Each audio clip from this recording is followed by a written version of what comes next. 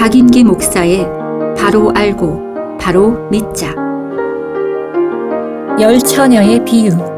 10명의 처녀는 누구인가? 오늘은 마태복음 25장에 언급된 열 처녀의 비유에 대해서 말씀드리겠습니다. 이 열 처녀 비유의 내용은 현명한 5 처녀와 어리석은 5 처녀가 있는데, 결과적으로 등과 기름을 가지고 있던 현명한 5 처녀들은 신랑과 함께 혼인식에 들어가고, 등은 가졌지만 기름을 갖지 못한 어리석은 5 처녀들은 혼인식에 들어가지 못하고 버림을 받는다는 내용입니다. 단순한 내용 같지만 이 10명의 처녀들이 누구인가를 잘못 해석하고 적용하면 심각한 이단 교리를 퍼뜨리게 되고, 그 결과 많은 사람들을 실족시키는 죄를 짓게 되는 것입니다. 대부분의 신학자들이나 목사들이 가르치는 일반적인 해석은 현재 교회 시대의 성도들 중에서 깨어있는 사람들은 현명한 처녀들로서 신랑이신 예수님을 맞이하고, 깨어있지 못한 사람들은 어리석은 처녀들로서 신랑을 맞이하지 못한다는 것입니다.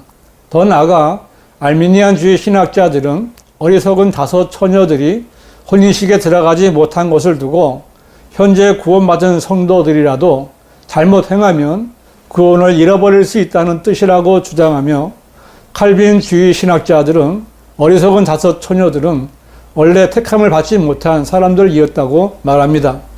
여러분은 이 2가지 해석 가운데 어느 쪽이 맞다고 생각하십니까? 결론을 말씀드린다면 이 2가지 해석은 다 틀렸고 교리적으로 성경과 다른 무지한 해석입니다. 왜냐하면 이 비유에 나오는 10명의 처녀들은 현재 교회 시대 성도들이 아니기 때문입니다.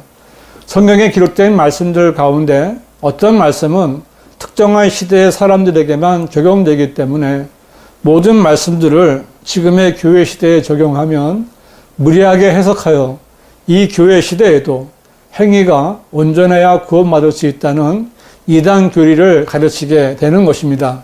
이 10 처녀들의 비유가 바로 그런 말씀들 가운데 하나이기 때문에 해석을 잘 해야 합니다. 왜냐하면 10명의 처녀들은 교회 시대의 성도들이 아니라 환란 시대의 성도들이기 때문입니다. 제가 거듭해서 이 10명의 처녀들이 교회 시대의 성도들이 아니라고 말하는 것은 교회 시대의 구원 방법과 환란 시대의 구원 방법이 다르다는 것을 강조하기 위해서입니다. 현재 교회 시대에는 누구든지 주 예수 그리스도를 믿고 구주로 영접하면 구원받고, 이렇게 한번 구원받은 성도는 절대로 구원을 잃어버리지 않습니다. 이것은 현 교회 시대에 구원받은 그리스도인에게만 주신 하나님의 엄청난 은혜입니다. 그러나 교회가 휴거된 후에 있게 될 대환란 때에는 예수 그리스도를 믿는 믿음만이 아니라 계명을 지키는 행위가 있어야 구원받을 수 있고, 구원받았다 해도 죄를 지으면 구원을 잃어버리게 됩니다. 이 사실을 분명히 아시게 되면 열 처녀의 비유는 쉽게 해석할 수 있습니다. 마태복음 25장 1절은 그때 천국은 등불을 들고 신랑을 맞으러 나간 10명의 처녀들과 같으니라고 했는데, 여기서 주의해야 할 단어는 10명의 처녀들이라는 복수 표현입니다. 성경에는 단수와 복수로 그 대상의 특성을 구분하기도 하는데 교회가 바로 그렇습니다. 고린도후서 11장 2절은 이는 내가 경건한 질투로 너희에게 질투를 느낌이라. 내가 이것을 한 남편에게 정언시켰나니 이는 한 순결한 처녀로 너희를 그리스도께 바치려는 것이라고 했는데, 여기서 한 순결한 처녀는 교회 시대에 구원받은 그리스도인을 말하는 것입니다. 여기서 너희라고 불린 교회는 한 남편에게 정언한 한 순결한 처녀인 그리스도의 신부를 말하는 것입니다. 성경에서 그리스도의 신부는 항상 복수가 아니라 단수로 표현됩니다. 요한계시록 19장 7절은 기뻐하고 즐거워하며 그분께 존귀를 돌리세. 이는 어린 양의 혼인식이 다가왔고 그의 아내도 자신을 예비하였음이라고 했는데, 이 어린 양의 혼인식에서는 그의 아내는 교회 시대에 구원받은 그리스도인들입니다. 그 숫자가 얼마나 많겠습니까? 하지만 성경은 어린 양의 아내를 그의 아내라고 단서로 표현되어 있습니다. 왜냐하면 그리스도와 교회는 한 남편과 한 아내가 한 몸이 되는 것과 같기 때문입니다. 그러므로 복수로 표현된 이 10명의 처녀들은 어린 양의 아내인 그리스도인들이 아닙니다. 또 성경은 이 10명의 처녀들이 신랑과 결혼하러 가는 신부가 아니라 신랑을 맞으러 나간 처녀들이라고 말하고 있습니다. 세상의 결혼식에도 많은 하객들이 오는 것처럼 하늘에서 있게 될 어린 양의 혼인식에도 아담 이래로 구원받은 성도들이 하객들로 참석하게 될 것입니다. 이 10명의 처녀들은 신랑과 혼인하는 신부가 아니라 혼인식에 신랑을 맞으러 가는 하객들이라는 것을 볼 때 이들은 교회 시대에 구원받은 그리스도인이 될 수 없는 것입니다. 왜냐하면 그리스도인은 하객이 아니라 주인공인 어린 양의 아내이기 때문입니다. 이 한 구절만 잘 해석해도 이 10명의 처녀들이 그리스도인이 아닌 것을 알 수 있습니다. 그 다음 구절로도 이 10명의 처녀들이 그리스도인이 아니라는 것을 알 수 있습니다. 어리석은 처녀들은 등을 가졌으나 등과 함께 기름을 가지지 아니하였고 현명한 처녀들은 등과 함께 기름통에 기름을 가지고 있더라. 이 구절에 의하면 10명의 처녀들은 처음에는 모두 등을 가지고 있었고 등에 불을 가지고 있었습니다. 그런데 다른 점은 어리석은 5 처녀들은 기름통을 준비하지 않았고 현명한 5 처녀들은 등에 기름만이 아니라 기름통에 따로 기름을 가지고 있었던 것입니다. 만일 이 구절에서 기름을 성령으로 해석한다면 이 10명의 처녀들은 이미 등에 기름을 가졌으므로 성령을 받은 것이고 다른 점은 기름통에 기름을 준비한 현명한 5 처녀처럼 성령으로 충만했거나 그렇지 않은 것으로 해석할 수 있을 것입니다. 많은 개신교 목사들이 그렇게 해석하지만 그런 해석은 잘못된 것입니다. 그 다음 내용을 보면 이 10명의 처녀들은 신랑을 기다리다가 신랑이 늦어지자 모두 졸려서 잠이 들었다가 한밤중에 보라 신랑이 오니 나가서 맞으라는 소리를 듣고 잠에서 깨어 일어나서 각자 자기 등을 조절하려고 했습니다. 그런데 어리석은 처녀들의 등은 잠자는 동안에 기름이 다 타버리고 불이 꺼져버렸습니다. 기름이 떨어진 등은 불을 밝힐 수 없습니다. 다음 구절을 보면 어리석은 처녀들이 현명한 처녀들에게 말하기를 우리의 등불이 꺼졌으니 너희 기름을 좀 달라고 하더라.